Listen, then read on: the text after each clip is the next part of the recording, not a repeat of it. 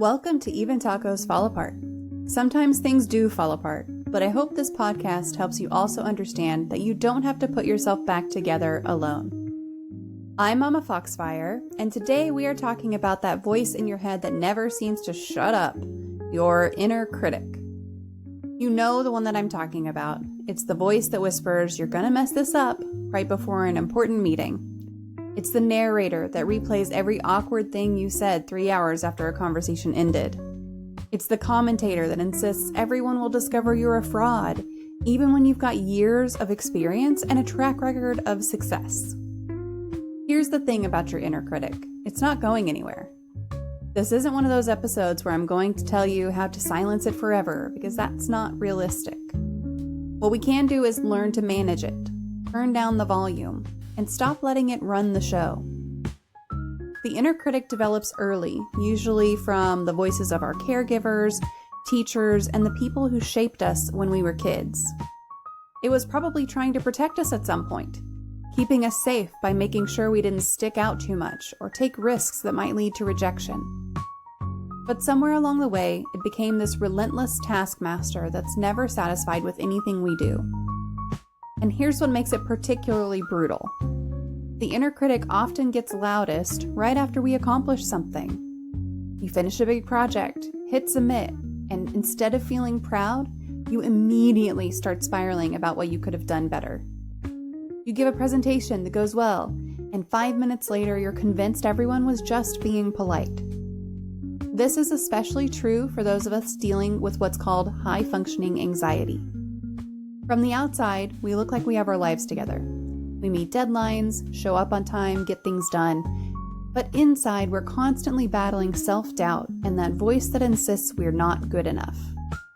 We're the people who can handle a crisis like champions, but then fall apart analyzing our performance afterward. Today's interview was actually recorded back in 2020, during the early days of the pandemic, when many of us were stuck at home with our thoughts and our inner critics were having a field day. I'm sharing it now because, frankly, I think we need to hear this message more than ever. The conversation you're about to hear with licensed clinical social worker Nichole Coyne is one of the most practical and honest discussions I've had about managing that critical voice. Nichole breaks down the inner critic into 3 distinct parts, gives us actual tools we can use, and doesn't sugarcoat the fact that this work is hard. She's also refreshingly honest about her own struggles with perfectionism and high-functioning anxiety, which makes this conversation feel real rather than preachy. Before we jump into that interview, I want to take a minute to acknowledge that we're heading into August. And for a lot of folks, this month can be weirdly heavy. If you're a parent, you might be navigating back-to-school prep, which can be overwhelming and emotional for everyone in the family all at once. If you're a student, teacher, or school staff, you might be carrying anxiety about a new year starting. And even if none of that applies to you, the end of summer shift can still stir stuff up. Regret over plans you didn't follow through on, stress about what the rest of the year will look like, or just a general sense of burnout from trying to keep up with everything. It's okay to feel a little off. You don't have to have all your routines in place. You don't have to pretend to be excited if you're not. And if your inner critic is especially loud right now, try noticing it without immediately believing it. That voice is not the full truth. And you are allowed to be proud of the ways you've been getting through life lately, even if it hasn't looked perfect. Your worth is not determined by your productivity. You don't have to optimize yourself into a better human being. Sometimes the most radical thing you can do is just be kind to yourself. If you're listening to this and recognizing yourself in what I'm describing, you are not alone. If that voice in your head has been particularly loud lately, telling you you're behind in life or not doing enough, I want you to know that voice is lying. You're not falling behind. You're not broken. You're human, dealing with human things in a world that often feels designed to make us feel inadequate. The conversation you're about to hear isn't going to fix everything, but it might give you some tools to make that voice a little quieter. Nichole shares practical strategies that actually work, not just feel-good platitudes. She talks about the difference between self-care that's actually helpful and the kind that lets us avoid dealing with our problems. Most importantly, she reminds us that we all have an advocate voice inside us too, We just need to learn how to hear it over all the other noise. So grab your coffee or a cup of tea, get comfortable, and let's talk about managing your inner critic with someone who really gets it. Here's my conversation with Nichole Coyne. You guys, I'm super excited to be here with another Mental Health Monday guest. This is Nichole Coyne, and she is a licensed clinical social worker in the state of Florida, super sunshiny, and currently owns a completely virtual private practice called Higher Ground Wellness. I have some links for that as well right here in chat. She works with clients who suffer from high functioning anxiety, which we're going to talk about today for sure in pretty good depth here.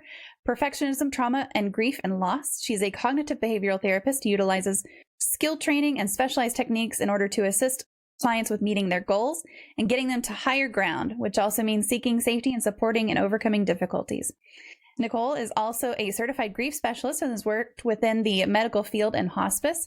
She graduated with her bachelor's in psychology from Florida State University and her master's from University of Southern California. Basically me. Oh boy. Additional past work experience includes psychiatric care, individual counseling, detox and clinical stabilization, nonprofits, and hospitals. Her goal for all of her clients is to learn and manage their inner critic and overcome negative thinking that prevents them from making changes within their lives. So thank you very much for joining us today. I really appreciate you taking out the time in your evening. Yeah, thank you so much for having me.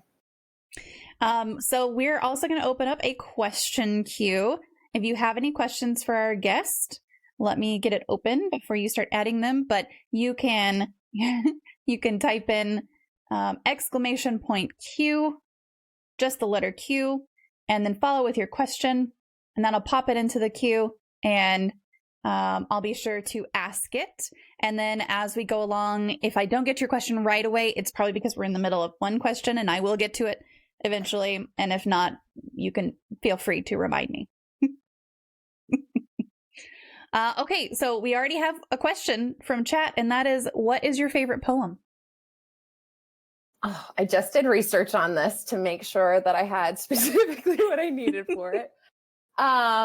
So I don't read a ton of poetry, but I do like Rumi, and I do like this one that a really good friend of me sent to me, which is Lodge by Robert Frost. I like a lot of Robert Frost stuff. I think that's really symbolic and really resonates a lot with grief and loss too. Yeah. Yep, that's very true. Thank you for that, Not a Pro. Yes, for those of you who are here and haven't been here before, this is Mental Health Monday. It is not a therapy session. I am not a therapist. You can see right up here, it says Not a Pro. That's because I am not any sort of mental health professional. I work in marketing for an engineering company. That I'm not a mental health professional. I just talk about mental health because everyone's impacted by their own mental health and by mental illness. We do have a pro with us. Oh, over here, this one.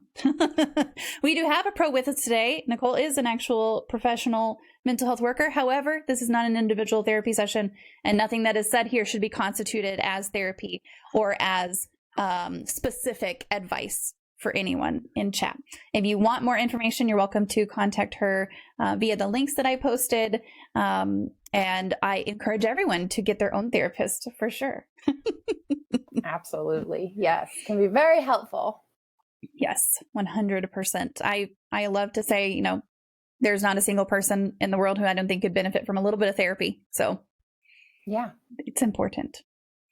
Nichole is so cool. Definitely a pro. There you go. Evolution's got your back. Hey, Mystic, how are you? It's a very important topic. Absolutely. Yes. Yes, it is. So you went to college in both Florida and California. Which state did you prefer living in and why? So, fun fact, I actually didn't go to college in California. I did my undergrad at Florida State in psychology at Florida State University.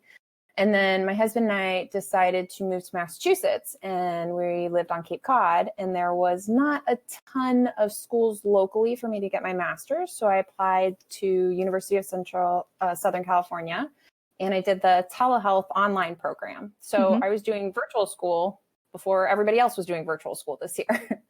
But it was really beneficial because that year, everybody told us when we moved up there, they're like, it never snows on Cape Cod. We get flurries, whatever. It was torrential snow. It was tons of snow. So I can't answer that. I can't answer which one I like better because I didn't live in California. So where you lived in Florida, did you get any kind of cold weather at all? Yeah, so Florida State's in Tallahassee, so there's definitely gets chilly there. Yeah. They say that there's snow every once in a while, but it's not snow. It's That's really like saying I get snow every once in a while. It's not really. Exactly. It's not really snow. Not exactly snow. Was it nice to have snow when you were in Cape Cod? Sometimes.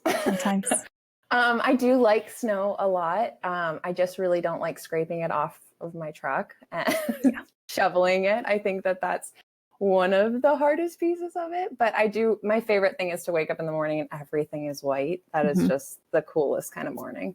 And it's just super quiet too. That's the part that I like about snow. I was just talking the other day about, I don't want it to snow all the time here, but I want to visit snow. Yes. That's the way to do it. That's my ideal. There's water that is in a frozen-ish state, but it doesn't mean it's snow. Yes. Yeah. Yep. No, it can be tough, but I'd rather drive in snow over rain because the Florida torrential downpours, those are really tough to drive in and to do anything in. Gotcha. So can you tell us a little more about your experiences and what made you become interested in specializing in mental health? Sure. So I actually, in my undergrad, was not a psychology major until my senior year of college. I had a pretty big life event happen, and I was studying medicine. So I almost finished out my bachelor's in biology and doing pre-med track. And I got into psychology and just fell in love with it. I fell in love with the reasoning. I fell in love with the theories. I fell in love with actually spending time with somebody and dedicating your time to really understand them better. And then I had no idea what social work was until I was a senior in college. And somebody started telling me about getting a master's in social work and all the opportunities that I could do. So I went that route and I started a couple classes at Florida State, and I loved it. And I didn't even know I wanted to be a therapist. I really thought that I was going to go more medical social work, working in the hospitals, which I did do. But I also thought that I would be more, front lines with it. But the reality was I didn't understand therapy that well back then either. I had been to therapy, but I didn't understand that was the rawest form of the front lines. And so after I finished my second year of my master's, we had an internship. And because I was living on Cape Cod, they couldn't place me anywhere. It was pretty hard to get a placement that was locally. So they offered me this telehealth option to see clients in California for 12 weeks. So very short stints of therapy. And it was a pilot, so free therapy. And I was interning, so obviously that was free labor too. I love that cat, by the way. That cat. He is really the sweetest. He just really doesn't like me speaking to other people. He's like, no, you're mine. Excuse me. Can I have attention? I know. So I started this internship that I was not thrilled about. I was not really excited to do it because I was like, oh, how effective could this be, right? And I fell in love with it. And it was fantastic. And like you and I were talking about before, like the dogs, I had a Shiba Inu at the time that basically lived under my chair. Yeah. And I said to my husband all the time, I think he got more therapy than any person on this planet because of all the things I had to do with school and my internship. So that's what really got me into the field. I've worked in quite a few different social work settings. And then I've done private practice in person before too. And this year I actually opened my own practice. I was working at a hospital and I decided, you know what, like I really want to get back into that. The rapport and the connection that you create with a client is it's not like anything else. And so I did, and that's where we're at. Yeah, that's fantastic. And so if you guys weren't here at the very beginning, when I posted those links, Stop. Wait. I have to use 2 hands for this, and then you can have one backup, promise. There you go. There are those links again. If you guys have not checked out our guest on Instagram, Facebook, and her website, feel free to click on any of those and connect where you would like. So what are some of your favorite hobbies? And do you draw any distinctions between what you consider hobbies and what you consider self-care? Okay, I really like this question. I have a lot of hobbies. I don't consider all of my hobbies self-care. And I'll start with my hobbies. I am a woods girl. I like being out in the woods. My husband and I are very big into being outside. Anything we can do outside. So in Florida, we've been kayaking. I'm not a huge beach person, but I do like doing some of the nature trails and stuff around here. I really enjoy cooking for my family and doing some of that stuff. What else are some of my other hobbies? We binge watch shows. So, I mean, that's a hobby. More of the self-care. And I really want to promote this more too, because to me, self-care isn't just about going to get a massage or going to get your nails done or doing some of these little things and getting your hair done. It's more about doing some of these hard things that are going to better you, right? So sitting back and kind of going, okay, we should look at our budget this week and decide how much money we can allocate for our week and then pay our bills. Like, that's real self-care. So I got really lucky and married somebody that was in the finance world. So he does all that self-care. But one of my biggest things for self-care is recovery. And I think that it's really important that as hard and as fast as we run within our jobs and within our lives, we take a day off. We just kind of don't answer the phone all day or don't look on social media all day and spend some time just being. So my number one favorite self-care thing is to just go sit in the backyard with my dogs. I have 2 German Shepherd Huskies, Lily and Luna, which are all over my social media. And they are just my saving grace. Sitting with them, playing with them, walking with them, doing anything fun with them is a big thing. Another hobby, I guess, is traveling. I think that aligns with self-care. I think they kind of bleed onto each other a little bit because they have to. Yeah. And if you guys haven't seen the pictures of these dogs, here is the post that I love the most right now. Right there. They're adorable. Which one is that? Is that the it's the Almost Thanksgiving where they're in the flannel. Yes. Right? Attempted to put them in the flannel. My poor husband. I have to give him mad credit for that because I was so frustrated and he's like, this is hilarious. And I looked at the photos after and I was just like, oh, they look like bougie Starbucks goers. It's perfect. It's perfect. Absolutely. Yeah. Oh, yeah, I know. And I think for a lot of people, just that disconnecting and the not being on social media and the not being on the phone. And for me, like not answering work emails and work information is really hard to do. But when you can, it's a nice little brain break. And you come back from that so much more refreshed and able to engage in a way that you probably couldn't right before. I've been talking about taking time off from work for a long time and I need to do it. But every time my work is very, very deadline driven. And it's like, I have to get right now and to January 17th. And once I get to January 17th, then I'll be like, okay, I can take some time. But the reality is that there's always a deadline and you have to kind of prioritize that when you can. It's not easy though. It isn't. And I actually have to put conscious effort in when I slow down. And Sunday afternoons are my time off, right? This is the time where I will literally sit and not answer the emails or not check them. And we grill or, we just sit outside and listen to music or do something that isn't participating in what I do all week. And one of the ways I think I describe it the best to my clients is if you're going to run a marathon, you're not going to run 10 miles every single day all week to train for it. You're going to take out some days so your body can recover because if you don't, you're going to hurt yourself. And so that recovery is just as important as all the effort and the work you put into it. It's required, but we burn out. We burn out so quickly because we go, go, go, go, go. Mm-hmm. So take your time off. Where are we going on your vacation? Well, nowhere right now. No, but January 17th. Well, it depends. It depends on whether or not people are still being dumb.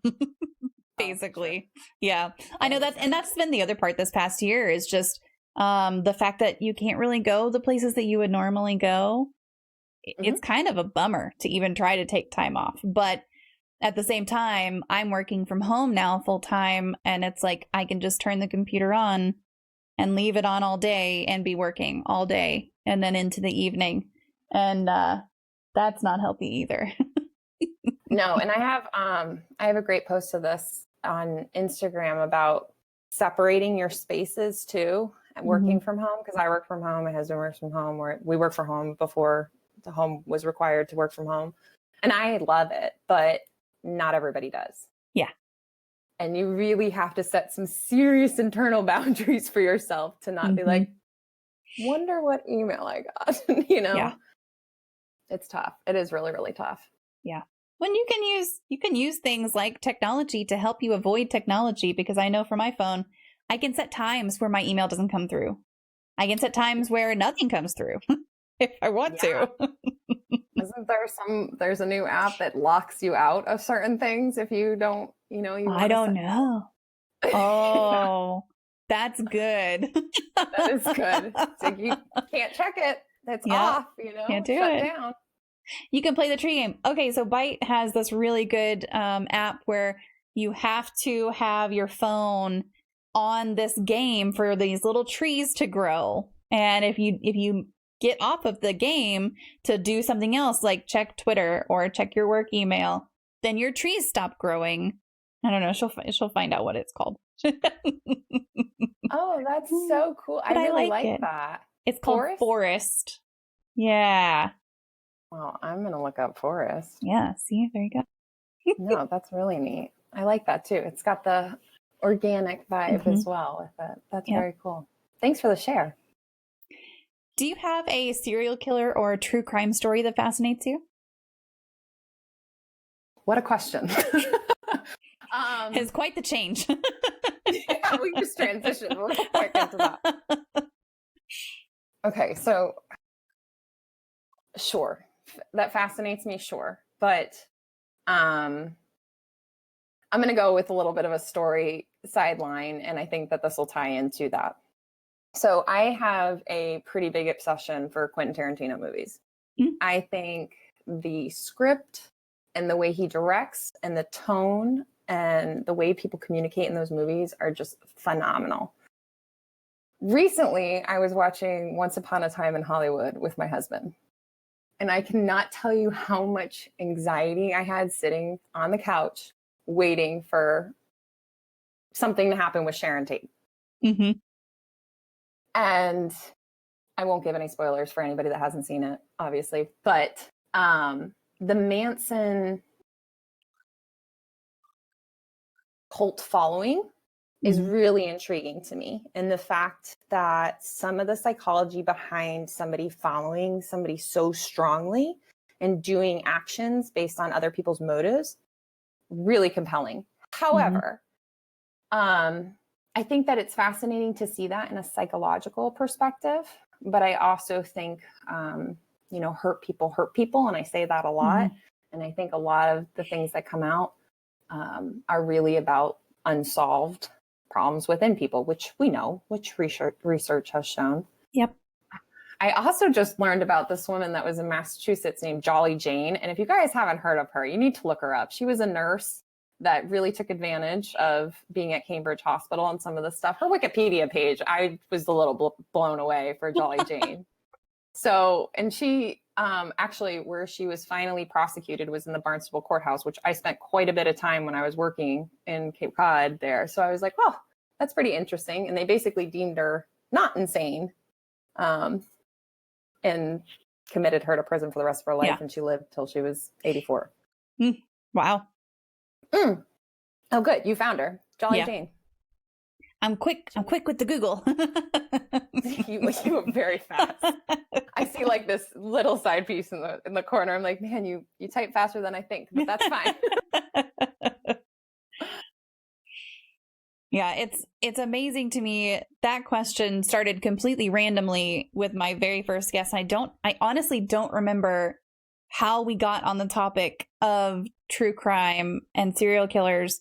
But she was just like, yeah, and my friend really is obsessed with this one. And I was just, it like put me down this path. And it's interesting because if you want to consider it true crime, part of the reason that I focus on mental health is a true crime story that is in my life. And so it's like everything ties together, and just the fact that came up randomly. And I've only had one or two guests be like, no, I hate true crime.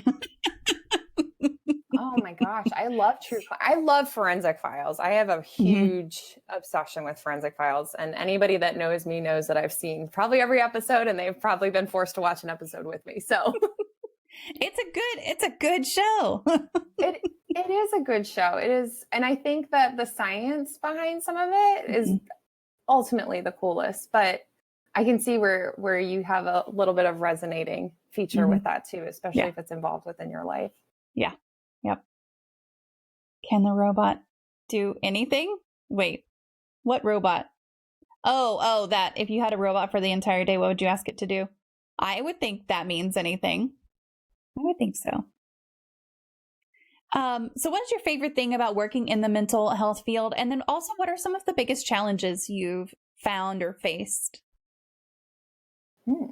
My favorite thing is probably transitions. And what I mean by this is when I get a new client, or when I'm working with somebody new and they kind of, are still feeling me out, I'm feeling them out, we're building rapport, and they start to buy in and start to really sit with me on some of the nitty gritty and start to really dive in and become vulnerable. And they transition over to this different phase. And that is just the coolest thing to see. I would also say transitions are probably one of the most challenging things because getting people to buy in, to choose healthier, to see things through a different perspective. I mean, we're all living our own perspectives in reality. And so you kind of have to get people to a place where it's like, there's a different option and you can try this. And if it doesn't work, then come back and tell me and we'll figure out something else. But maybe this might work for you. I think that working in the mental health field, so I've worked in a lot of different places, and I think each place brings something different. Being a social worker brings in a lot of different complexities and challenges. Being a therapist brings in your own level of challenges, and then having a staff meeting with yourself because you own your own business brings in so much challenges too. But I absolutely love what I do. I when I'm done at the end of my day with my clients, I feel incredibly good, and I feel like something happened for somebody, or change is about to happen for somebody, and sitting with somebody through that, it's an incredible feeling. Do you ever get to a point after a client has transitioned where they have not outgrown you, but maybe where they need to transition out of your care to someone else? Yeah. So really good question. So 2 variables here, right? Sometimes I feel like somebody is going somewhere with either parts of their diagnosis or things that I'm not specialized in. A really good example of this, I'm not an eating disorder specialist. So if something like that comes up, I can help preliminary. But if you need more of a specialist, 100% let me help you find somebody. Yeah. And let me make sure that you're getting the right care. I mean, that's half my job, is just making sure that people are in the right place for their care and treatment. Somebody outgrowing me, I find a lot of the times clients will discharge or terminate treatment. And I tell them, if you ever want to come back, that's fine. I do work with a pretty good group of therapists that we all keep in contact with. So if I feel like somebody would be a better fit, I absolutely refer out, because that is my job. My job in specializing in therapy is to make sure that you're a good fit and that we're doing good work. Mm-hmm. All right, so we're gonna transition a little bit to talking specifically about what the heck is an inner critic. Love it. So what is the inner critic? I'm gonna go slow because I talk fast and I'm really pacing myself. The inner critic is this voice that we have, voices inside our head, that is not schizophrenia and an excess of dopamine. Sorry, that was fast, but it was a disclaimer. Yep. That everyone has, that is set up when we're really young, and that our earliest caregivers kind of put onto us or instill in us. That basically is our inner narrative. So we're always thinking of an inner narrative, whether we're consciously or subconsciously kind of involved with it. The inner critic really has three parts to it. And a lot of the work that I get, my inner critic work, is from this wonderful lady named Nancy Jane Smith. If you want to do your quick Google, The Happier Approach. This book is incredible. It's very easy to read. It's not like a therapist book by any means. And there's three parts. So the first part of the inner critic is the Monger. And the Monger is this super negative self-talk voice. This is the voice that tells you you're not good enough, you can't do this, you're going to fail. This voice also brings on a lot of anxiety for us, because one of the things that it does is it motivates us to go against it. Mm-hmm. So we think sometimes, oh, if I push harder at work to complete this project, then I'll get more recognition. And the reality is that might not be what's happening, and you're just burning yourself out. Mm-hmm. The second part of the inner critic is the BFF.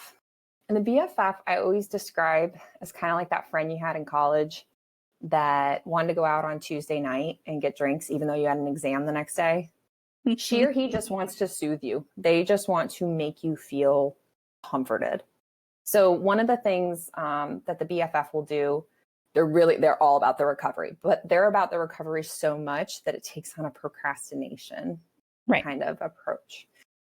All of these voices are needed, by the way, just so we're all clear on that. And then the third one is the voice that most of the people I've worked with, even this book says it, I've said it, the biggest fan, or the advocate. I like calling it the advocate because that makes more sense in my head. And this is the voice we think we don't even hear. And it's mostly the untuned voice. So this is the one that says, that was a really hard meeting, but you did really good in it. And now let's take some time and go walk outside for a few minutes and just calm down from it. So the inner critic voice functions all day, all night, always. It's the insecurities we feel. It's the thoughts that we're concerned about ourselves. It's the way we look at ourselves inside. This is a big part of anxiety too. So that's what the inner critic is. I like that you say that all of these pieces are needed. And it kind of reminds me of the everything in moderation part of it, because if one of those takes over, that's when you have kind of a problem, if one's pulling harder than the other. And that's true for a lot of different things in life. But 100%. I definitely have an inner critic. Yeah, we all do. I think there isn't a single person on this planet that isn't hearing some of the voices we grew up with, or that isn't constructing this voice. It's funny too. One of the terms that I use in therapy a lot is spiraling. And this is almost like when the preliminary effects of a panic attack, right? When that monger is so loud and just so depleting towards us and taking away all the energy and everything, like just making us feel nothing but endless shame. That spiraling can be pretty dangerous sometimes and lands a lot of people in the emergency room because they think they're having a heart attack because it turns into physical symptoms. Yeah. That's the one I give a known idiot's voice. Which one? Which one are you talking about, Bite? Yeah, I mean that physical piece, we talked about that a lot here, where it's just your mental health can impact you physically, and your physical health can also impact your mental health as well. And if you, it's again, that's a balancing act. If you have less of one, you're going to have a problem with the other. And it's just kind of that push and pull, and you got to get, the Monger, right? So you got to give each one its space so that you can then have everything balanced together. It's hard to keep that balance sometimes, though. Oh, 100%. And I don't think that there's anybody that doesn't have a day where it's a loud inner critic day, right? Or just one of those afternoons where you're like, whoa. Or one of those weeks where you end up sitting on the couch for too long and the BFF and you are just hanging out.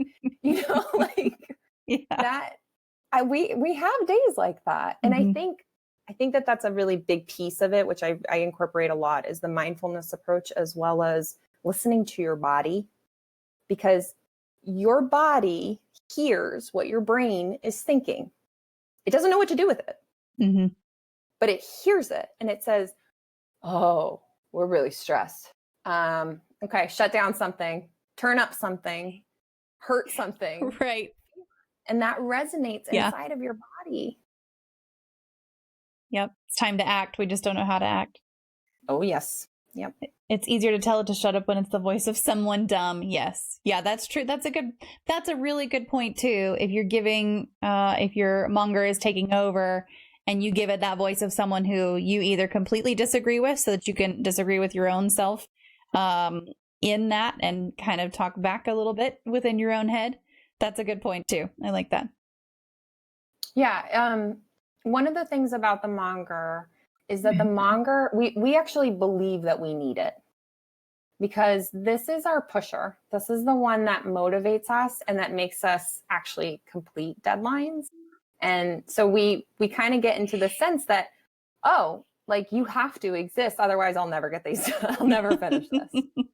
But kind of coming up with either a name for it and recognizing that although there are moments where the Monger does need to exist, but doesn't need to take over. It's the management between all of them that really creates the balance within us. Absolutely. And calling it out and saying, this is my inner critic, because you can hear it. Once you start to understand these little pieces, you can hear an inner critic on somebody coming off of them all the time. And I'll say to my clients, I'm like, I can hear your inner critic so loudly right now. I'm concerned.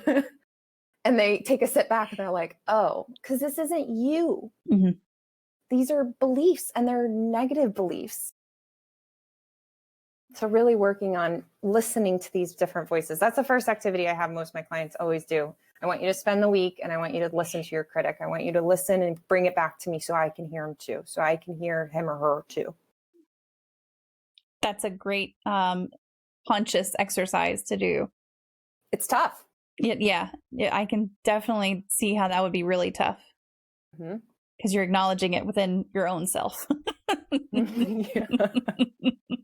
Yep. And then you're calling out insecurities. And you're like, don't really want to tell her that one out loud. Right. Let's not talk about that. Let's just talk about my day. Let's just talk about your day. Even better. Let's not talk about me. Let's just talk about you. Exactly. My therapist will call me out on that a lot. She's like, we're not here to talk about, I'll tell you about my day, but we're not going to spend the whole session talking about my day. Like, that's not what this is for. Yeah, no, absolutely not. But it's easier, right? I'd rather hear your inner critic. It is. Yeah. Let's talk about your kid and not anything having to do with me. Let's talk about my kid's day. That's what I do. Listen, yeah, absolutely. So what is high functioning anxiety versus other anxiety conditions, and who is most at risk? Yeah. So high functioning anxiety, I'm not super into labels, but they're very important for my job, is not a diagnostic condition or disorder. So it's different in that sense. That's really like the biggest difference, is that this one isn't in a big fancy book that a bunch of people sat down to write. the other thing is that it's a fairly new term, and high functioning anxiety looks like somebody on the outside who is very productive, very good at their job, shows up on time, meets the deadlines, does their job very well. Inside, they are having a battle with lots of different versions of anxiety and constantly questioning themselves and questioning what they do, and simple things. It can be very finite things or it can be very large things, and doing a lot of that spiraling that I mentioned earlier, right? Like listening to that Monger and just letting it take over. All these kind of tie into each other, which is why I utilize a lot of inner critic work when working with high functioning anxiety clients, and I can kind of hear it on them. The people that typically suffer the most are a lot of providers. I see a lot of medical professionals, and I see other therapists, and I also, I work with a lot of people that spend time with people. Mm-hmm.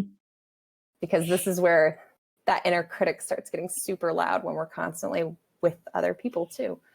And not always by ourselves, because sometimes we can turn it down really quickly when we're by ourselves and there's no one else influencing it. Mm-hmm. High functioning anxiety is becoming a lot more prevalent, and it also can look like the perfectionist. It can look like the person that pretty much has all their stuff together, but doesn't take days off of work. Oh, they're already saying that it sounds like mama. Like, listen, I know. I know we're talking about me here. It's okay. I'm so sorry. No. It's true. Like that part that you're talking about always meeting deadlines and being surrounded with people, and like that voice does get really loud. And then once the deadline is up, like that voice is already loud, and all the rest of the stuff calming down, like all that does is make that voice that much louder. And that's where that spiral comes in. For me, is actually after things are done.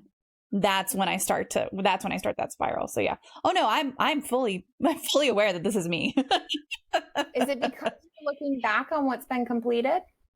It's a little bit of looking back on that it's done and what I should have done differently, and that it could have been better if I'd only done this, or I should have done it this way, or someone's going to find an error and it's too late to fix it, or just those little things that whenever you're getting up to it, you're like, let's get everything done. Everything is good. And then as soon as it's over, you're just doubting everything. Yep. You hit submit and the fear instills, right? Yes. Like it just sinks. Absolutely. Right in. Yep. Yeah. And I that's a perfect example of it, right? Mm-hmm. That is always reflecting back and never settling with what you've completed, and really needing something, or needing to overcome anxiety that's not keeping us up all night, or making us feel like we have to show up to work early. That perfectionist it's hard. It's really hard. And a lot of the times it exists because we need control. We need control because we had a time where we didn't have control. But nobody's going to find out anything, and nobody is going to find your secret. You're doing a really good job. I know. Yep. You're looking at me like, yep. Mm-hmm. Yeah. Oh, I know. Well, and for me, it ties in a lot with the feeling of that imposter piece, right? Like that's where it ties in with me on the back end, is just when I'm in a high stress situation, I'm great. Like everything's fine. Yeah, I have the voice in my head going, you're going to screw this up, but I can tell it to shush until I'm not in that high stress situation anymore. Yeah. So Bite Mark said, MommaFoxFire, amazing balls at everything she does, also does not believe it. And that's true. That's exactly what it is. Like I am good at my job. I have been told I'm good at my job. Like every review I have tells me I'm good at my job. I have all of this evidence that I'm good at something that I'm doing. And still it's like that piece of it just won't stop. Yeah. Oh no, I get it. Listen, y'all are just calling me out a lot here. Good job, Bite Mark. I like it. Yeah, no, but I mean, and I think that that's the hardest thing. I'm very much a perfectionist, and I have had that forever, and no one will deny that knows me. And I think the hardest piece for me was buying it. The transitions, right? Buying into, okay, this is what this is, and now I have to figure out what does this look like when I need to turn it all down? Mm-hmm. Because, you know, working in an ER or working in med surg floor or working as a rape crisis counselor or doing any of those things, the whole time my head was so loud. I get what you're saying, but you kind of zone that out for a little bit. And then it's not until right at that last minute that you go, oh boy, did I do all the things? Yeah. It's tough. Yeah, it is. And I do work a lot with imposter syndrome too. I absolutely love working with imposter syndrome because I get it. Yeah. And I get that like fear and just that I'm not good enough. Nobody's going to like me, this whole thing. I do a lot of inner work and inner worth work to kind of really pull that in and give that evidence so that it's not that you can't just point it out, but you believe it. Yeah. That secondary part. Yeah. Oh yeah, because you can get the feedback, right? But all that feedback does sometimes is like, well, I fooled you. Joke's on you. You're still not going to find out. Right. And everybody thinks that there's like a big curtain reveal, but like when you come down to the core of it, what is behind the curtain? What are you hiding? Right? Like that's one of the things that I constantly challenge people with too, is like, what doesn't everybody else know? Yeah. That's really coming out of that higher functioning anxiety, really coming out of that imposter, really pulling that inner critic out and being like, listen, we need to sit down. Yeah. Because we're not doing this. So do treatment options for high functioning anxiety generally differ from methods for other anxiety conditions or subsets of an anxiety diagnosis? Okay, so no. High functioning anxiety can be very much treated with CBT, but because it's so new, you won't find that in a ton of places. I mean, I'm sure you can Google search and find that those two exist, because a lot of it's overcoming the negative cognitions, the negative thoughts, to take on new good beliefs, right? A lot of the work that is newer about it is more of this inner critic work, is more of this learning how to be in the moment, ton of mindfulness. So to fluidly answer your question, it doesn't have a huge difference, but I think the more important thing, especially if you're looking for a therapist, is to find that therapist that niches in exactly what you're looking for or what you're looking to overcome. Yeah. You know, I'm a certified grief specialist too. And one of the hardest things to find is a certified grief specialist, which I had no idea was a tough thing before I got that. But really finding somebody that understands grief and understands loss and understands the components related to that and has sat with people through that type of, you're not going to want somebody that doesn't have any experience with death and dying to be your therapist. That's the most important key part. Find who fits you. Yeah, and that ties into something else that we talk about a lot here. If your therapist isn't working with you on what you need them to work with, you can get a new one. You can fire them, get a new one until you find one that is going to work with you the way that you need. And I preach to all of my clients, because I'll hear horror stories and stuff like that. But if we're not a good fit and we're not meshing, or I said something, transparency is key. Let me know. I will help you find somebody else. And I can't tell you how many times my phone rings throughout the week and it's just somebody calling from, you know, Psychology Today or one of these referral sites, and they want to use their insurance or they want somebody really specific and they can't find that person. So I do a quick Google search, or I'll pull out some of my contacts and say, here, you know, make some phone calls and trial and error, because you don't know how you're going to mesh with somebody. Yep. And we're not all knowers. We don't get along with every single person. It's just how it is. Yep. Yeah. Well, and so I had an awful experience my first time going to a therapist, and she didn't work out, and I didn't realize at the time, this was a while ago, but I didn't realize at the time that I could just get a new one. Like, that wasn't something that I thought I could do. So I just stopped going. And then now I'm so glad that I did eventually go back to therapy and try out some different therapists, because now the one that I have is just wonderful. But then at the same time, it's like, how would I have known that I could just get a new one? especially then. Like insurance was it used to be really awful for mental health services. It's gotten so much better lately. It has, and it hasn't. But I think that is one of, you wouldn't continue seeing a doctor that you're not thinking is hearing you. So why do you keep seeing a therapist that you don't feel like is working well with you?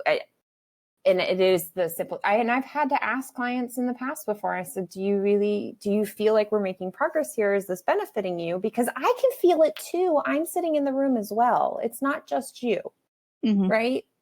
The problem is a lot of the times that we're not being that transparent. And the fear of being shut down or imposter syndrome of not being good enough plays in, and it has to come from both sides. Call it out. Yeah. Yeah, Bite said, oh, actually, I'm not, and I don't think you're great. But as my therapist, bye. You're right. See ya. Absolutely. And if you're feeling like they're not a good fit, right, the therapist is probably feeling it too. And so if you're not going to call it out, they're probably less likely. I would say a therapist is less likely to call it out to a client than a client might be to recognize it and call it out themselves and either just stop going or find someone new. But yeah. If you're feeling crappy about it, chances are the other person is too. Or they feel it in the room. Yeah. Right? Yeah. Like they may not know that it's directed towards me per se, but I might feel it and I'm like, this elephant is quite large. Right. Bite said, I have the same kind of, I had that same kind of anxiety response when dealing with a crisis. Calm, collected, let's get it figured out and taken care of. Then afterward, oh my God, I did everything wrong. What if everyone dies? Yes. Yeah. I feel that too. Yeah. Yep. So how do we turn down the volume on our own inner critics on our own? One of the best ways, and I've said it, I think once already, but I will scream it. Acknowledge it. And if you have somebody close that you can talk to, or that you do talk about mental, you guys are a great community that's doing it. So talk to each other and say, today is a loud inner critic day. My Monger is off the walls and had too many energy drinks or something, right? First, name it. The second piece of it too, acknowledge where it's coming from and spend some time really seeing, do you have any evidence to support what is going on with your thoughts? Your thoughts are not facts. We spend too much time up here and we overthink a lot because we're human. And then we get told, different things from the outsider, and we're not going to the right person. So we're not having, there's another dog. Yeah, that one's Bo. Oh, now you see both of them. That one's my Catahoula. And then Ruger's in the doorway there. But yes, this house is full of animals. I love it. I absolutely love it. So call it out, acknowledge it. And then this one's my favorite, and everybody kind of does the I don't want to do it. Journal. Journal to it. Type on your phone, use a notepad or, notepad on your phone. Is it called notepad? Notes. I honestly have no idea. What I use on my phone is I just pull up a draft text message to someone and type whatever it is out and then delete it. Yeah. But also too, once you start saving or seeing the progression of the critic, you're going to start seeing parts of the volume go down, because you're just going to start saying to yourself, what is the value of me sitting with this? And this is one of my favorites, but 2 things in life you can't get back: your time and your energy.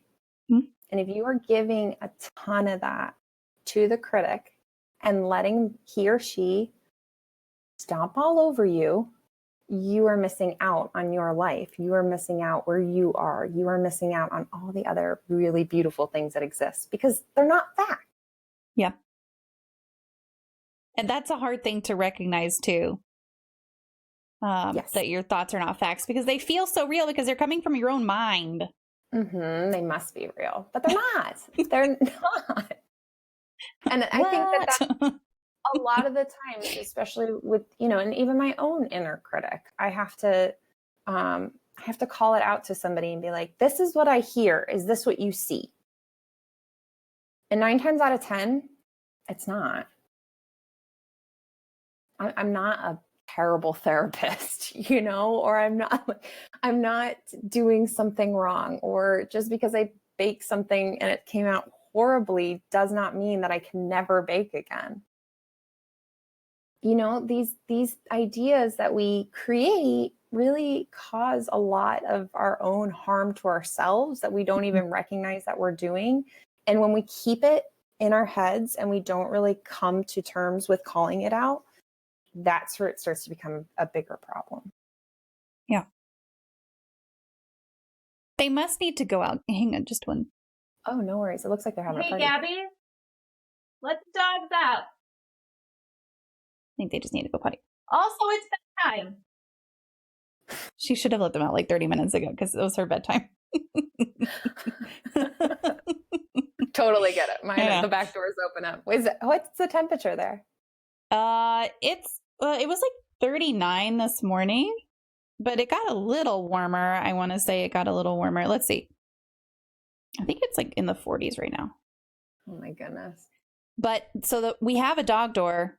It's 39 right now. We have a dog door, but Ruger, who is not even a year old, he's the tan one.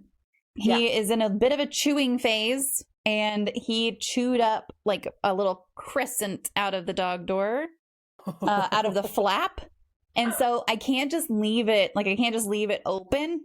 So what we do is I open the back door and they can go out. And then once they come back in, I close the back door again because I don't want the breeze coming in.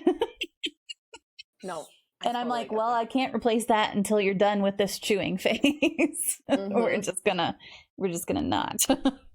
Yeah.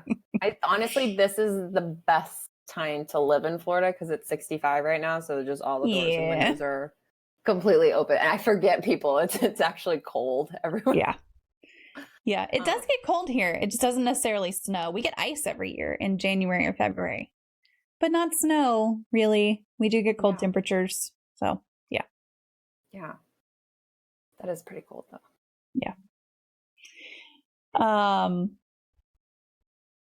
Bite Mark said, I have a Discord server where I say all the things that I don't say to other people. It's been really helpful for me to have a journal where I say everything with no editing or worrying about people's feelings or what people will think of me.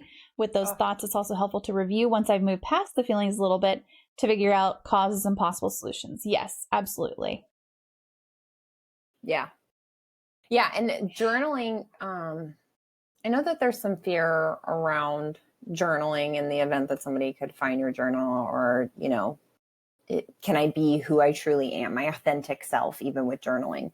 But the best journaling is when you do that. And it's when you start to really sit with whatever is kind of going on for you, because then you can start to expose your thoughts and expose where it's actually coming from.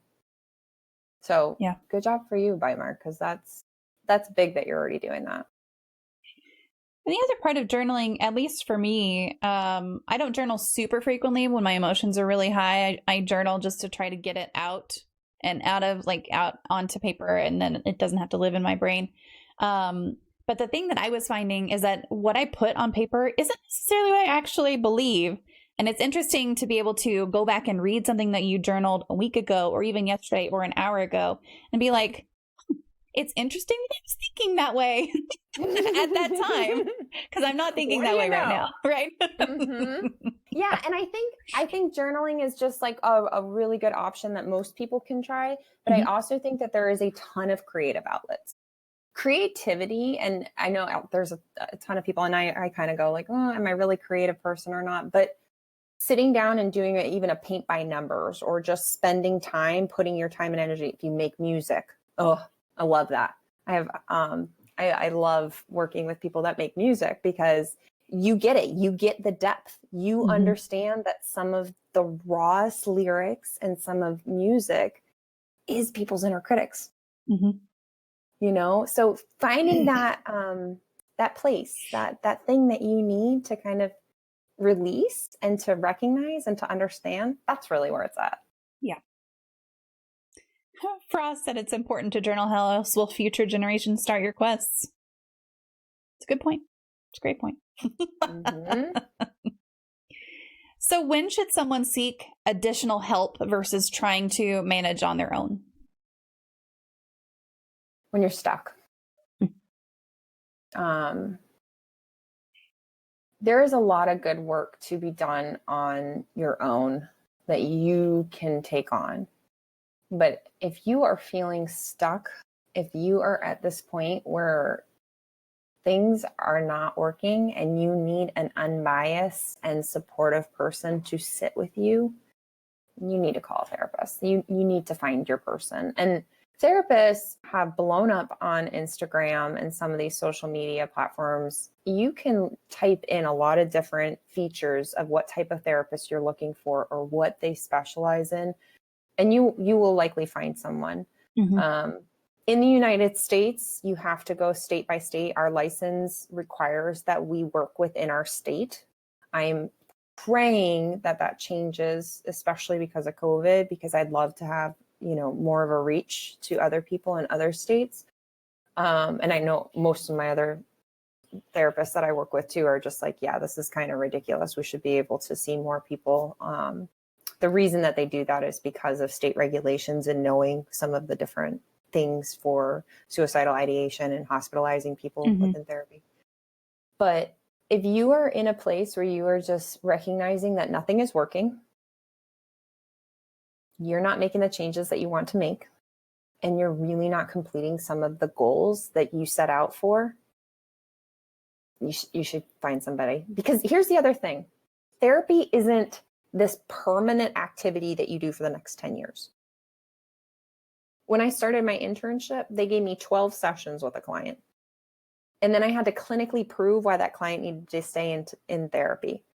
And 9 times out of 10, they weren't going to prove it because it was free. So they weren't making a ton of money off of it, and they wanted more people to come in. And so 12 sessions that's a good amount of sessions. A lot of people can do some pretty darn good work in 12 sessions. And then you can take a period of time where you go out and just live your life and see how it works and try all the things. And if it doesn't, and you need to come back, you come back. We need to turn down that volume on the stigma so significantly, because this isn't, there's a lot of negativity within the psychology land of what this is and what this looks like. And I know that there's a lot of unethical things. I'm not claiming that there's not, but we need to hype this up a little bit more, because this is making change, transitioning. Absolutely. Hey, Kevin, how are you? Thanks for being here today. We are talking about high functioning anxiety and lowering the volume on your own inner critic today. So if you have any questions about that, feel free to pop into the chat. So are there any regular habits you either maintain yourself or that you encourage your clients to develop that you feel may not get enough attention, but that support overall well-being? Yes. One of my favorite ones, and because I think it's relevant for the time of this, is creating your sanctuaries and your spaces within your home. I know that not everybody can do this. I understand that people live in studio apartments or just rent a room, stuff like that. One of my most helpful things that I do every single day is my brain is associated with work at this desk. I do my best work sitting at this desk. This is where I see all my clients. This is exactly what my clients see when they log in with me. My bed is meant for sleep. And if I bring my laptop into that bedroom and I wonder why I'm not sleeping very well, it kind of makes sense. Right.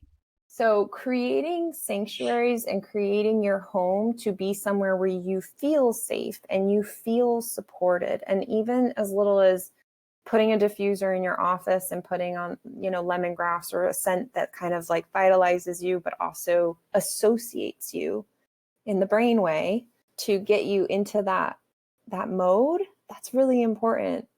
I don't think we do that enough. We don't go to the gym to look for a nap, right?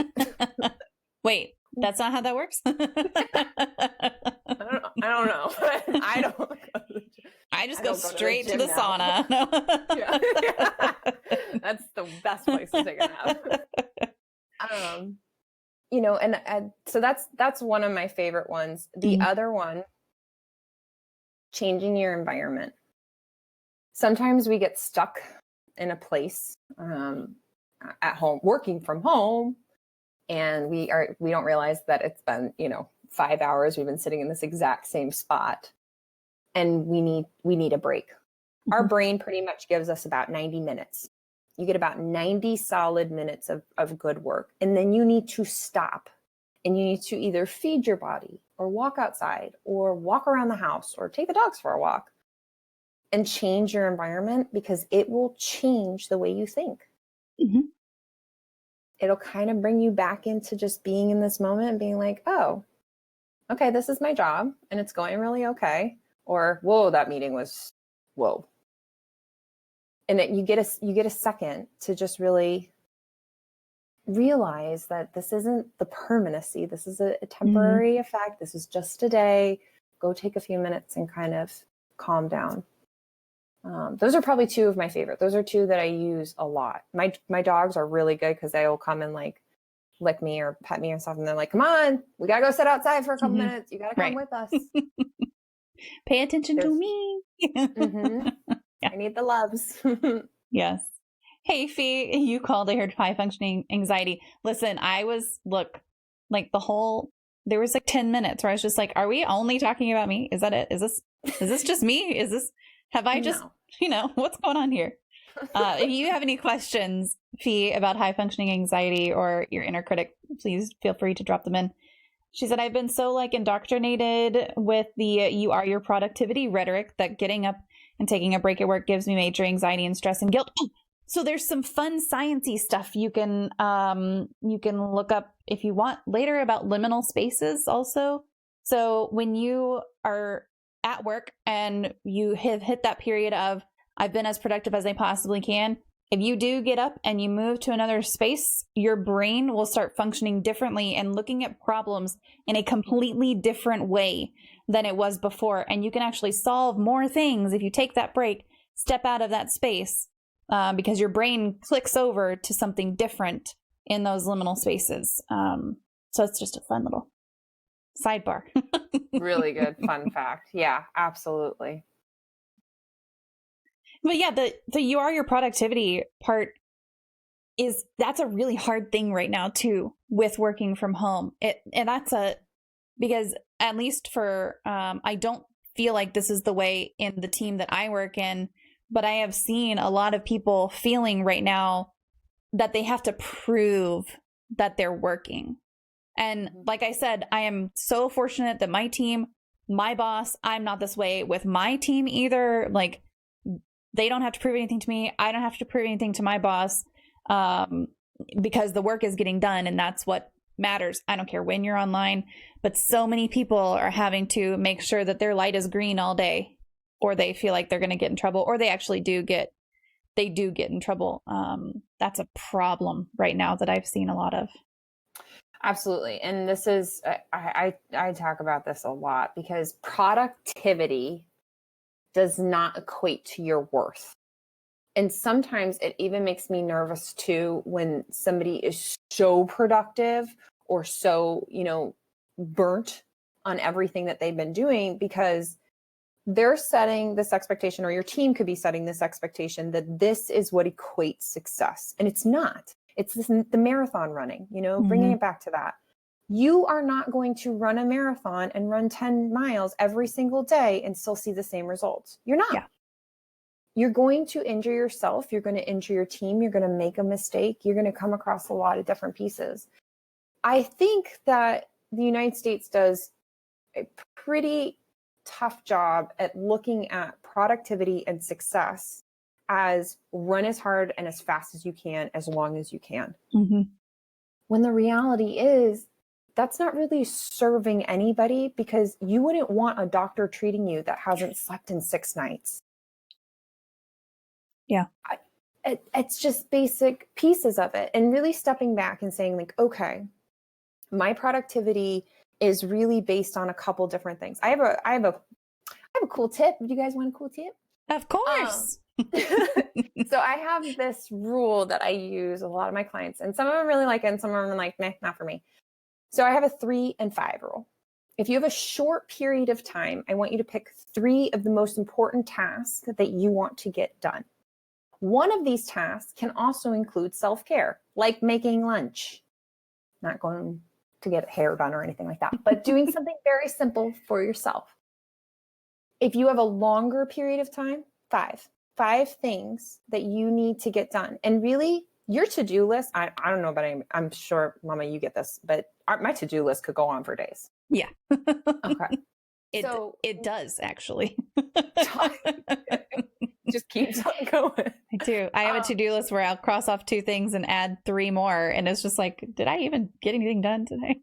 Never ending. Perfect. So I Yes. have one that is called a dump list, which is all the things, right? All the things from personal to work to updating your car insurance, all those little things that kind of slide through the cracks. Mm-hmm. And then what I will take from that is I take 3 of those things. If I've only got, 2 or 3 hours between clients, and I'm like, okay, these claims, these notes, and making myself a yummy sandwich with whatever I bought yesterday. Those are the 3 things I'm going to do. It actually secretes dopamine when I get to check off things off my list that I assigned for that time. Because it's so unrealistic to think, okay, here's 45 things for me to do today. Yeah. It's not going to happen. So here's a question. Here's a question related to that tip. Okay. Does it also create, I'm sorry, Bite Mark just said a peanut butter and mayo sandwich, and I gut reaction was just to all of a sudden say ew. I won't hate it till I try it. I'm not gonna try it. I won't hate it. I'm just not gonna try it. As long as it's not ketchup on my sandwich, then I'm fine. So let's say that you have a to-do list or a grocery list. Does it also create dopamine to add something that you've already done and then check it off? That's not what the Harvard study released. I need someone to do that study. Yeah, no, the study was more about completion of tasks, but I think we set this expectation super high, and then we follow some of our leaders or some of our influencers or some of the people, and we're like, oh my God, they're doing all the things. It's like, well, yeah, they're doing all the things, but I'm like, when did they sleep? Mm-hmm. Right. Like, are you doing some of the inner work? Are you taking time out for yourself? Have you had a vacation lately? Have you, and I know this year with COVID and whatnot, but still taking that time off for you, because it's not about how busy you are. That's not what equates to your productivity. Yeah. You're horrifying. I thought it was going to be bad too, but I love it. Oh, nice. When do they sleep? And also, do they have 2 jobs like I do? That's the other part that you don't see. You don't see that sometimes that is their job. Like that part, those things that they're doing are their job, and they probably don't enjoy them as much as you would because of that. Mm-hmm. Cannot be upset by the results you didn't get from the work you didn't do. Your version of giving yourself a break for not doing all the things all the time. Yes. Yeah, absolutely. Mm-hmm. Give yourself a break. I like that. Yeah. It's hard though, because even I'll sit and I'll be like, okay, it's Sunday afternoon. I can just chill out and binge something or read a book or do nothing. I could just sit here and do nothing. I'm like, oh, but I have this list. There's stuff that I could be getting. I could be more productive. Mm-hmm. Or I'll, encourage my husband to get a house project done and I'll assist. But, it's also too, I feel better in the beginning of my week when I get that time to rest. Mm-hmm. I'm not the same person. And the more I do it, the more I practice it, the more I take time and go, nope, shutting down the computer, closing the phone. I don't need to answer anything. I'll get to it on Monday. Yep. The better I function all week long. It's true. Yep. It's true. I can be upset at anything. It's my secret talent. I think we share that talent. Well, have there been any times where your own experiences or background or even diagnoses have helped you connect to someone else? Oh, yeah, of course. I come from divorced parents, so that resonates with a lot of people. I also have high functioning anxiety. And I have a very loud inner critic, and I'm a perfectionist. I feel like I'm at confession hour now. Except you're just reading my confession right now. That's all it is. You know, then let's just sit in this together. We're just going to adapt it together. I utilize myself all the time because I think that that's the transparency that I really work for in sessions. I'm not going to give you something in therapy that I either haven't tried or I don't know is going to work. I'm not going to just throw loose things to you. And I also think too that kind of creates an authentic rapport and relationship within counseling. I have a pretty good experience and past history with a lot of diagnosis. And because of the work even that I've been able to do in the research and my education, I really love the complexities of psychological diagnosis. And I think that it's important, especially with grief and loss. I've had quite a bit of loss as well. And I know what it's like sitting with somebody. In hospice, we have a lot of patients that don't have family members that are claimed. So a lot of the time sitting with somebody at the end of their life that has no one, or sitting with a family member who just lost someone. We also had to do bereavement calls. So calling to check up on the family is a really big thing. And having that experience yourself and being on that other side, pretty important. So yeah, absolutely. And I bring that all to the table. If I think it will benefit my client in some way or normalize something, 100%. Yeah. Well, and you were talking about that a little bit earlier as well with the grief counseling, and it's harder for someone who hasn't experienced that loss to really have that connection of, I know what you're going through and here's what worked for me, part of it. Yeah. And the grief work is very specialized. I know, people deal with grieving and loss in different ways. It's also really important that you see somebody that has some of that exposure to what those treatment modalities look like, because there are very specific interventions to utilize. And there's also a lot of different activities that are really, really beneficial that if that therapist doesn't have that kind of experience or knowledge or education or certification, they really should refer. And there's really no harm too, that if you wanted to keep your primary therapist that you see for high functioning anxiety, that you can also see a grief specialist. It's really interesting to see how much grief and high functioning anxiety overlap, which I do a lot of this work, right? And grieving some of these losses that we've had this year. There is not a single person on this planet that is not grieving something from this year. Yeah. And that doesn't mean somebody died. It just means something you anticipate, a vacation. We just keep talking about vacation. We do. We just all need a vacation. Let's go. But really being able to sit with that is the same pieces that you're utilizing when you're sitting in your recovery on Sunday afternoon, and leaning into that feeling. A feeling has a beginning, a middle, and an end. And we have to process through that. We have to sit with some of that grief sometimes. It's uncomfortable. And the United States doesn't do the best job at normalizing that. No. They're like, come on, get going. Come on, let's be productive and move forward. And really, when you bypass it, you can create more problems. Yeah.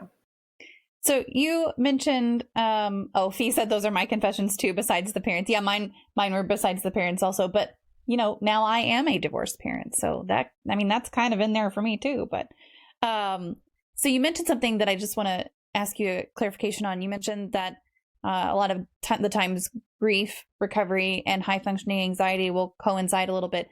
Are you meaning that one sometimes can, or that grief can sometimes cause high functioning or aggravate high functioning anxiety? Could you just expand on that a little bit more? Yeah. So, and I want you to look more to as relating high functioning anxiety with perfectionism, because perfectionists really struggle too with grieving, because we want to fix and we want to make it better, when the reality of grieving is to be able to sit in the moment with it.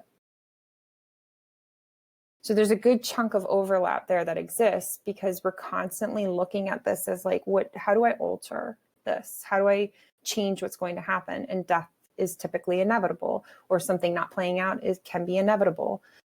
And really sitting with that whole piece of, this is out of my scope of control. And now I have to learn what this looks like to not have it at all. Mm-hmm. That's what I'm talking about too, with that this can promote a lot.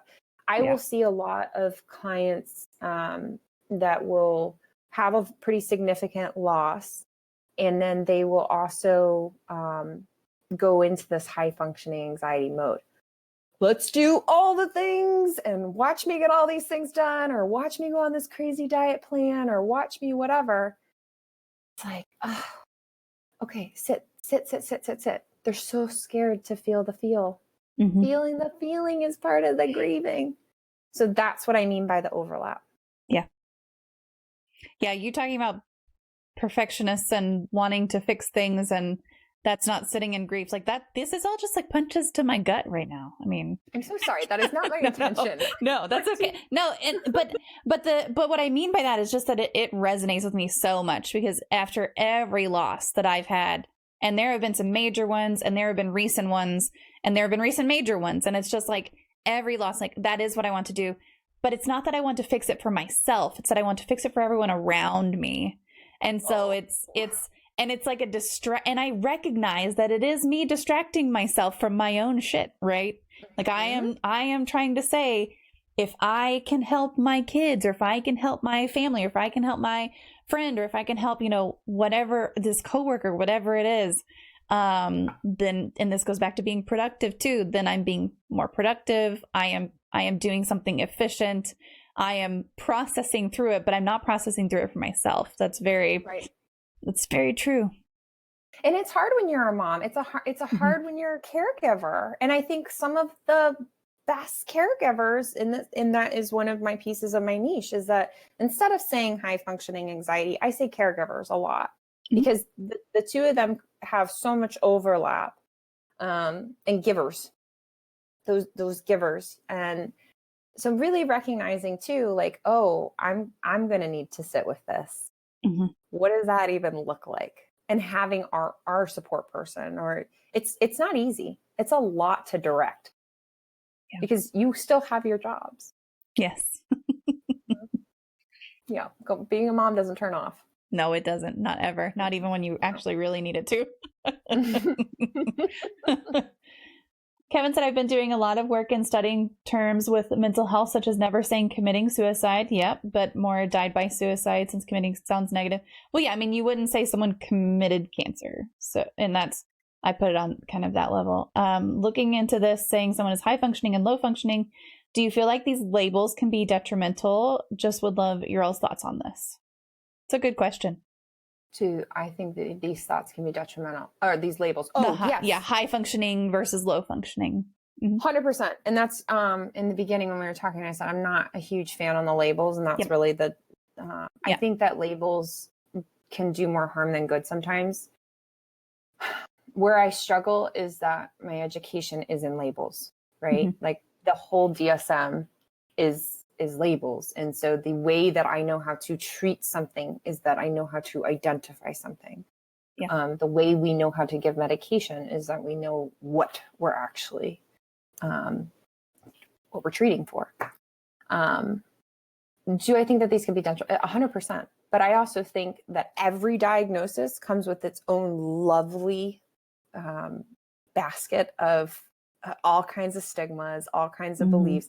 I cannot believe some of the mental health memes and things that I have seen over the last year or two. And I'm just like, oh, okay, like this is normalizing. And it can be very, very helpful for a lot of people because it takes away that diagnosis from you and says, okay, no, the reality is you have a chemical imbalance. Because that's really, love you. Sorry. That's really what's going on. No, you're good. You're good. Is a lot of these things, the difference between mental health and mental illness. Mental illness, you are experiencing a deficiency somewhere or an overproduction. And mental health is how you maintain your own health all the time in terms of how you think. So yes, absolutely. I mean, yeah. I think we can turn a lot of things into, I think we do turn a lot of things into bad things, but. Yeah. Well, and even outside of saying someone is high functioning or low functioning, something as simple as a diagnosis itself comes with, like you were saying, a basket of stigmas. Just a quick example of this that I've experienced recently is just last week. I went to a neurologist with my son, and they confirmed that he has Tourette syndrome.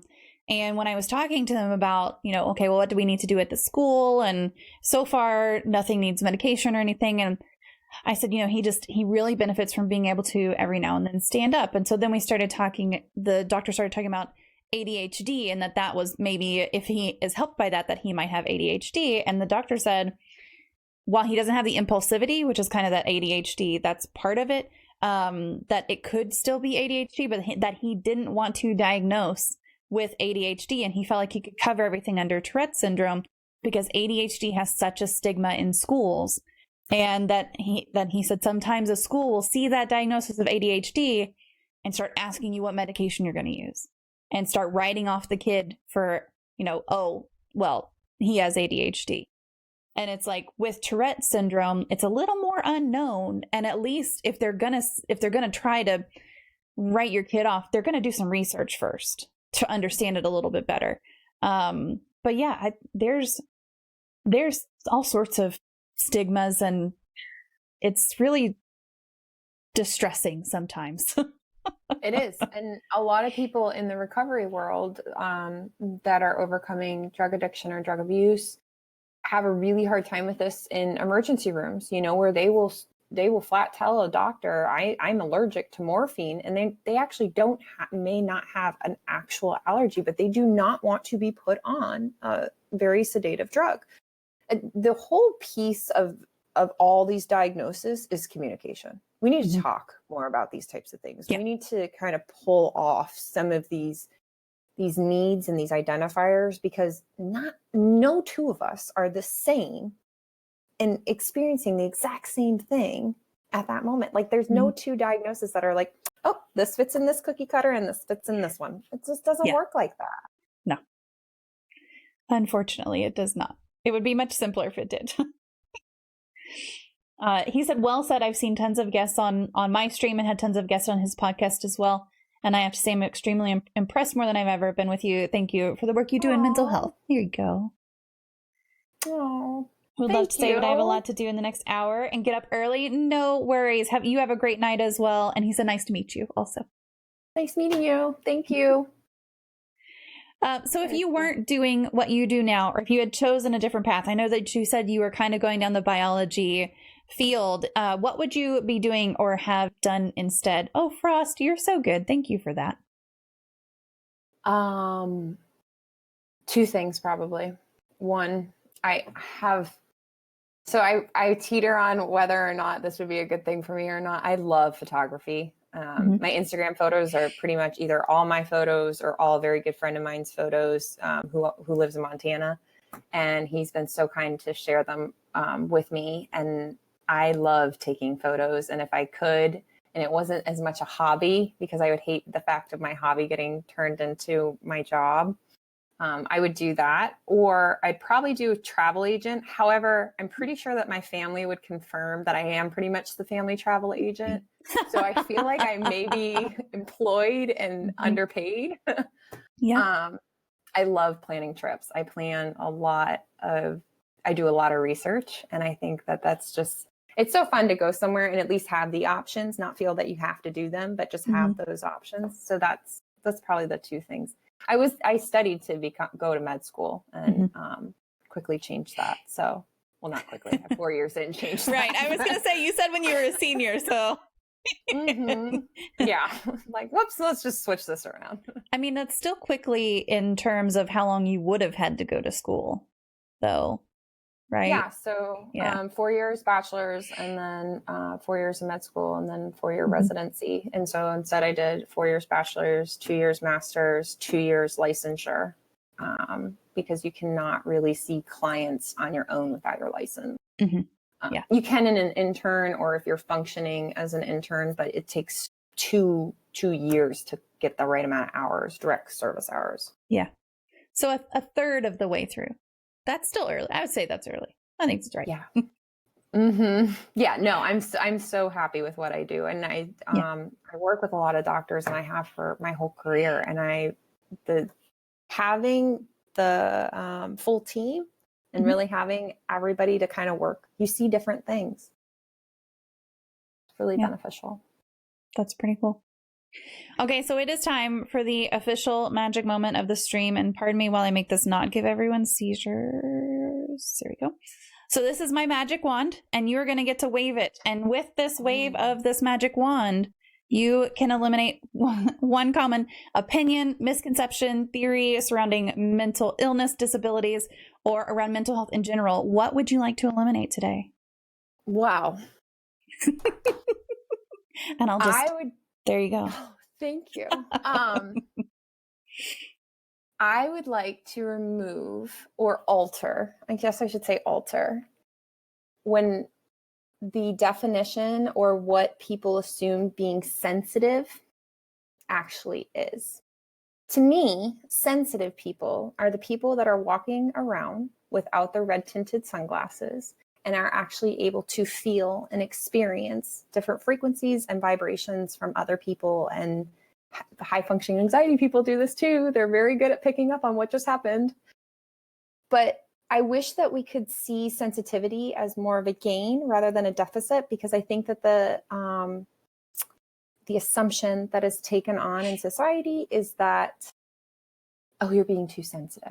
Like, stop being so sensitive. And that really affects and invalidates people for what's actually going on, when the reality is that other person may be being really offensive and saying something pretty hurtful.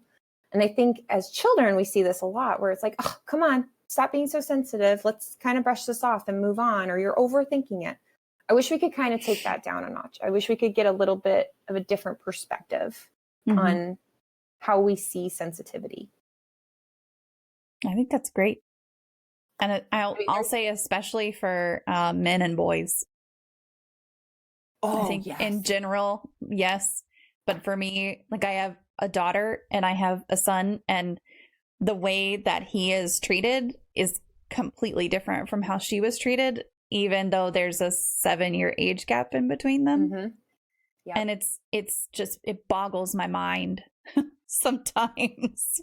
Yep. No, the gender difference is pretty significant as well. I mean, and if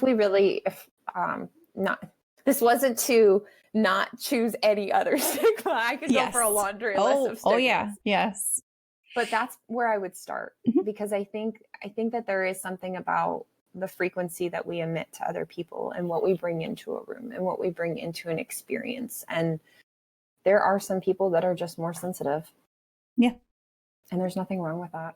And if you allow that sensitivity, you allow more understanding in general too, which leads to a whole lot of other things being solved. Yes. Yes. You know, you pick up on things a lot differently as well. And when you can sit and acknowledge some of it and sit with it and kind of feel that something is off, man, you're powerful. You've got it going on. Absolutely. This has been my favorite wand wave, to be honest. I love it. You picked a good one. I love it. So I will open up. Frost said I grew up country and in a homophobic environment, so having any emotion was a fault. Yeah. Yes, that's the kind of thing that I don't like. I agree with this one so much.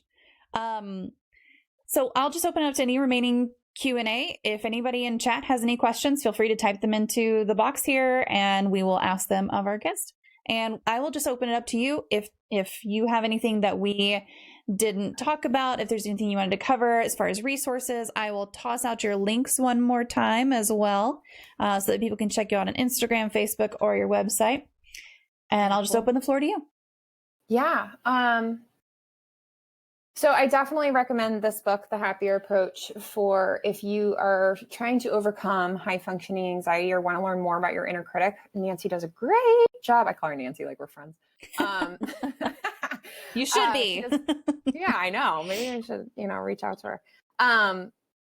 It does a really good job at actually giving you different skills to utilize too. My other really new favorite one that I have been really digging on is this book. Okay, and don't judge me. My how to vote thing was still in there. No judgment. I voted, but my how to vote thing was there. Yeah. I just threw mine away actually last week. Oh, thank you. Thank you for validating that for me. This book is phenomenal. This is Burnout, and this is The Secret to Unlocking the Stress Cycle, which ties in very, very, very close to a lot of the inner critic, a lot of high functioning anxiety. Very well written.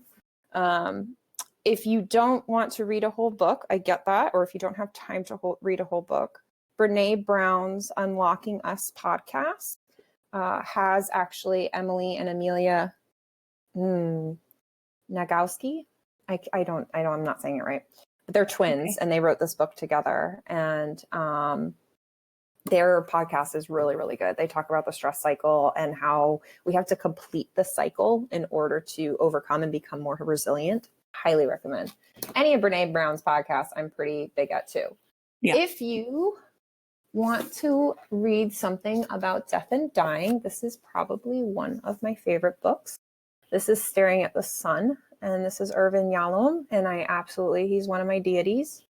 And this is just a phenomenal read. He writes about his stories being a therapist and sitting with people through their loss process. And if you're looking for a therapist and you live in the United States, please start on psychologytoday.com. If you would like to go through your insurance, there's a filter system on the left-hand side that you can filter your insurance. Telehealth works just as effectively as in person. I know things have transitioned, but that stigma needs to be rid too. I do really good work telehealth-wise, and I think a lot of people do. You can actually search for telehealth therapists there as well. Any other resources that would be, I think those are some pretty good. That's enough to read.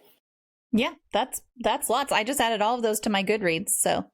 Follow my Instagram as well. I post stuff on there all the time about high functioning anxiety, about anxiety in general, about the inner critic. Like, share, do, whatever with that. Absolutely. I'll also say, if you're not in the United States, the Find Help command that I just popped in there does have the Psychology Today for US and Finding Therapists. But then also there's an international resources Find Help link there that you can click also. Very cool. Oh. My only issue with telehealth is that phones are hard to hear and Wi-Fi is unreliable and cuts out. I understand that. All my kids' Zoom teacher, classroom stuff is insane. Psychology Today also has options for things like kink-friendly therapists. Yes, they're kind of a pain to get to. Yeah, there you go. Yep, she's got that link for the... You know what? I need to add that to the command itself, too. I'm going to make myself a note. I'm going to add that to my to-do list. One of the things I will... 3 and 5. Mama, we're just going to 3 and 5. One of the things too is that on Instagram, if you are searching for at kink therapist or kink therapist, the tags that pull up, we're very strategic about some of the hashtags that we choose. You should be able to find somebody. And if it's not somebody that's located in your state, reach out to them. Most therapists are pretty good about follow-up. That's part of our job. It's part of what we do. So, I've helped people find therapists all throughout the United States because I have more access to it, or I just can use it better, or it can help you find what you need. So, yes. For us, that I actually checked out telehealth a month or so ago when I was considering a therapy career. Yeah. I remember you doing that. Or talking about that, not doing that. Or am I spying on you through your computer? You'll never know.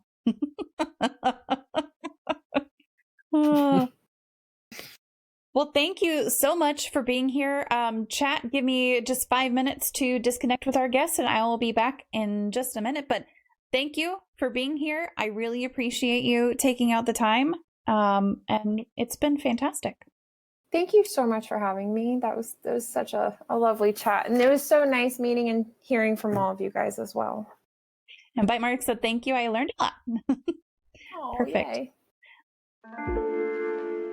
That was my conversation with Nichole Coyne about managing your inner critic, recorded back in 2020, but honestly just as relevant today, and maybe even more so. I hope you caught her breakdown of the three voices: the monger that tears you down, the BFF that wants to avoid everything uncomfortable, and the advocate that most of us can barely hear. If you're like me, you probably recognize yourself pretty clearly in at least one of those voices. I know I spent half that interview thinking, well, this is just a therapy session about me now. The thing that struck me most about our conversation was how practical Nichole's advice actually is. Her 3 and 5 rule isn't some complicated system. It's literally just picking 3 important things to do in a short time period, or 5 things for a longer stretch. One of those can be self-care, which doesn't have to mean bubble baths and face masks. Sometimes self-care is paying your bills, or finally making that doctor's appointment you've been putting off. And can we talk about her point that your thoughts aren't facts? Because, wow, that one hits different when you're spiraling at 2 a.m. about something you said in a meeting 3 days ago. Your brain will convince you that everyone noticed you stumbled over your words, and now they think you're incompetent. But here's the reality check. Most people were probably thinking about their own stuff and didn't even register your minor verbal hiccup. I've been thinking a lot about what Nichole said regarding perfectionism and grief too. The idea that we try to control the uncontrollable by becoming hyper-productive really explains a lot about how we handle loss and change. Instead of sitting with the uncomfortable feelings, we throw ourselves into projects or work on organizing our entire house at midnight. Sound familiar? If you walked away from this episode with nothing else, I hope you hear this. That critical voice in your head doesn't have to be in charge. You can acknowledge it without letting it drive the bus. You can notice when it's getting loud and ask yourself if what it's saying is actually true or helpful. And here's something Nichole didn't explicitly say, but I think is important. This work takes practice. You are not going to listen to one podcast episode and suddenly have a quiet inner critic. You're going to catch yourself in those thought spirals and have to consciously redirect. You're going to have loud inner critic days and days when your advocate voice is stronger. That's normal. That's human. The goal isn't perfection. The goal is awareness and maybe a little more kindness towards yourself. Before I let you go, if this episode resonated with you, I'd love it if you could leave a review wherever you listen to podcasts. Reviews help other people find the show, and honestly, they help my own inner critic calm down a little bit when it starts telling me nobody wants to hear what I have to say. You can also subscribe so you don't miss future episodes. And if you want to connect, you can find me on social media or go to the website tacosfallapart.com and find all the ways to join the community and be a part of the conversation there. Until next time, remember that even when things fall apart, even when your thoughts get messy and your inner critic gets loud, you don't have to put yourself back together alone. And just like tacos, sometimes the best parts of us come together beautifully, even when we're a little broken around the edges. See you next time.